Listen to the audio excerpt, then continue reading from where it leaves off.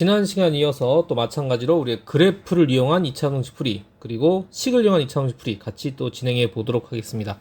나눠서 진행을 하고 있습니다. 여러분은 이제 번호 따라 왔다 갔다 하시면서 학습해 주시면 되겠고요. 공부를 다 하고 나시면 이제 개념이해가 되셨으면 순차적으로 공부하시면 더 좋은 효과를 내실 수 있겠습니다. 지금 학습상은 왔다 갔다 하시면서 공부하시는 게 차이점을 분석할 수 있기 때문에 여러분들 훨씬 더 학습에 효과적입니다. 그래서 번호를 좀 왔다 갔다 주제를 여러 주제를 동시에 보고 있습니다. 효과적으로 공부하기 위해서 그렇습니다. 자, 이어서 바로 하겠습니다. 2차 함수 fx와 1차 함수 gx 요게 2차 함수고요. 요게 1차 함수입니다. 예, 이렇게 됐죠?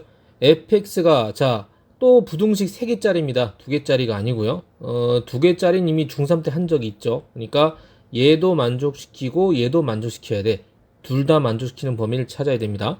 그러니까 fx가 0보다 크나 같은 범위니까요. 지금 요 범위에서는 지금 제가 칠하는 바로 요 범위에 해당됩니다. 그러니까 x가 알파 이하이거나 x가 감마 이상만 가능해요. 그 중에서 다시 fx가 gx보다 위에 있는 범위만 찾아야 되는 거죠. 그쵸? 그러면은 fx가 gx가 있으면 1차 함수인 gx가 fx 위에 있는 거.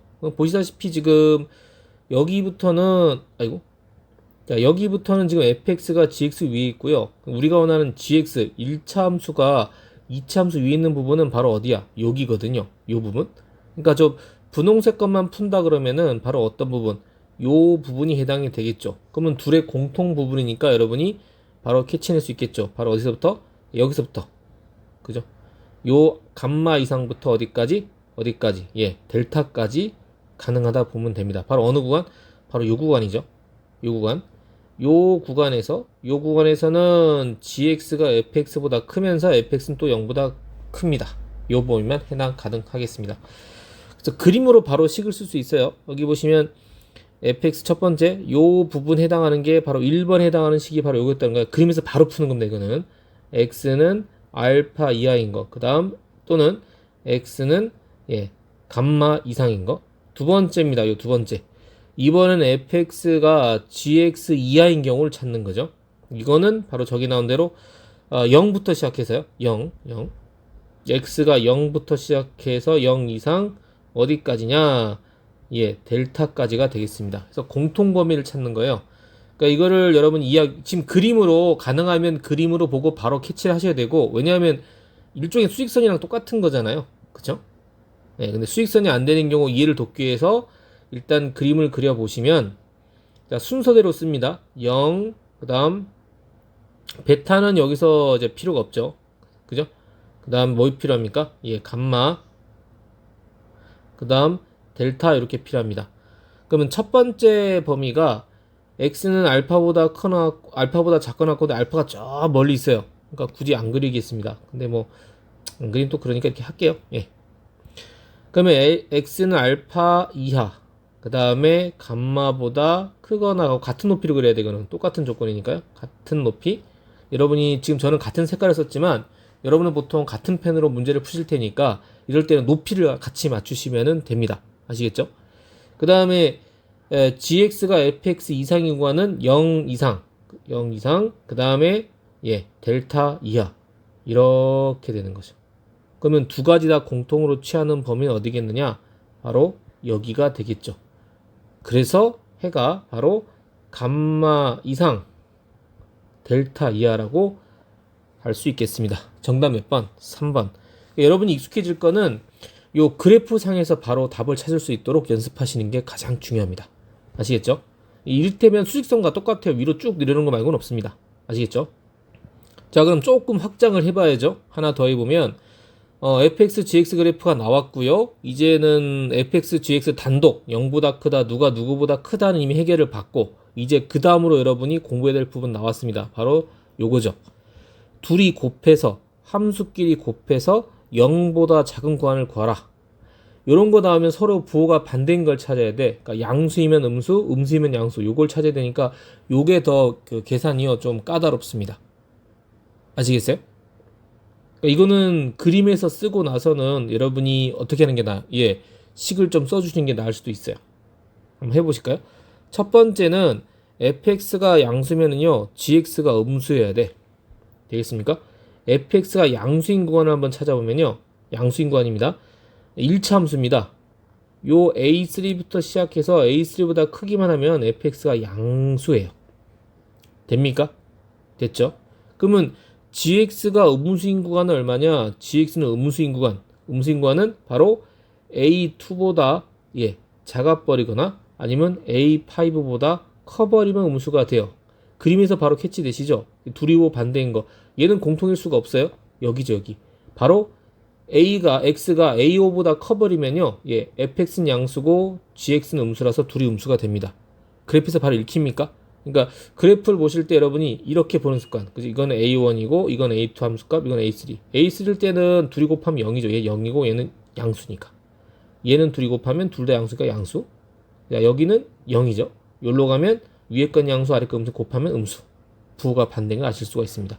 이게 우리는 지금 색깔을 써서 그런데 여러분이 종이로 돼서 연필로 풀잖아요. 이게 쉽지가 않아요. 생각보다 잘 안 됩니다. 그러니까 연습 자꾸 하셔야 돼. 근데 뭐 다 쓰고 하시기도 좀 그렇거든요. 아시겠습니까? 첫 번째 요 경우는 바로 x는 뭐다? x는 a5보다 크다라고 하면 성립하겠습니다. 자, 두 번째 거 한번 해보겠습니다. 두 번째 거는 이번엔 fx가 음수고 gx가 양수인 경우를 찾아보죠. 그죠? 자, fx가 음수인 경우는 바로 a3보다는 작아야 됩니다. 자, 녹색 쪽만 보세요. 그러면 그렇게 보면 쉬워요. a3가 왼쪽만 봐. 그런데 gx가 양수인 구간이니까 점점점점점점 가면 얘는 양수인 구간 어디야? a2보다 크면서 쭉 가서 어디까지? a5까지 작으면 됩니다. 그죠? 그러면 공통인 구간이 어디야? 얘는 양수고 얘는 음수인 구간이니까, 그죠? 여기가 되겠죠. 색깔을 좀 다르게 해볼까요? 무슨 색깔이 날까요? 갈색이 낫겠나요? 얘가 양수인 구간이니까 이렇게 될 거란 말이죠. 그러면 녹색이 음수이면서 얘는 양수인 구간이니까 A2보단 크고 A3보단 작아져야겠죠. 포함이 안 되니까 이렇게 계산하실 수가 있겠습니다. 바로 보이시나요? 해줄 수 있으면 좋겠습니다. 그래서 X가 A2보다는 커야 됩니다. 그 다음에 누구보다는 A3보다는 작아야 된다고 여러분이 바로 하실 수가 있겠습니다. 이 그래프로 푸시는 연습을 좀 하셔야 됩니다. 잘 안 보일 수 있거든요. 자꾸 여러분 이렇게 선을 내려보세요. 이렇게. 그죠? 얘는 음수면 여기 왼쪽에서만 보고 얘 양수인 거 이렇게 쭉 올려오면 여기 A3는 비워야 되고 양수 여기까지네. 여기 찾으면 좀 찾기가 쉬워집니다. 아시겠어요? 그러니까 그래프 읽을 때 X값, Y값 이렇게 읽어야 됩니다. 뭐 그냥 이렇게 읽으면 안 돼요. 기본이 그게 안 된 겁니다. 아시겠죠? 그래서 구안에는 X는 A5보다 크다 또는 A2보다 크고 A3보다 작다가 바로 이 방정식의 이 부등식의 해가 되겠습니다. 자, 그러면은 점검차원 문제 한번 마무리 한번 줘보죠. 두 2차 함수입니다. 가장 일반적인 여러분 책에 가장 많이 나오는 패턴의 문제 섞여 나오는 거 모의고사도 그렇고요. 자, 항상 부등식 3개짜리 그죠? fx가 0보다 큰 거. 자, 요거 먼저 체크합시다. fx가 여기 fx가 0보다 큰 부분이면은 그죠? 아래로 볼게니까 여기 0보다 큰 부분 마이너스 3보다 작거나 4보다 큰 부분에서 찾아야 돼요. 공통범위 찾아야 되는 겁니다. 헷갈리시면 안 됩니다.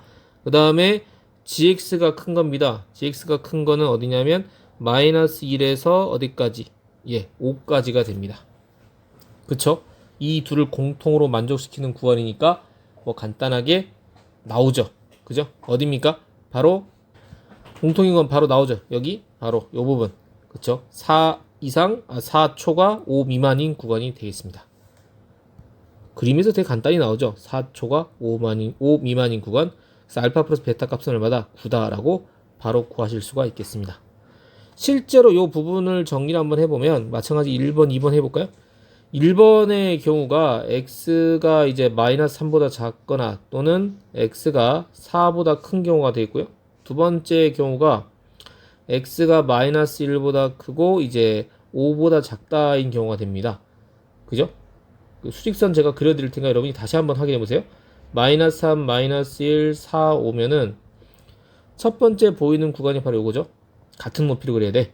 자, 마이너스 3보다 작고 4보다는 크고 같은 높이, 그 다음에 마이너스 1보다는 크고 5보다 작고, 따라서 저 둘의 공통 범위는 바로 여기가 돼서 바로 4초가 5 미만이 되는 것이죠. 이해되셨습니까?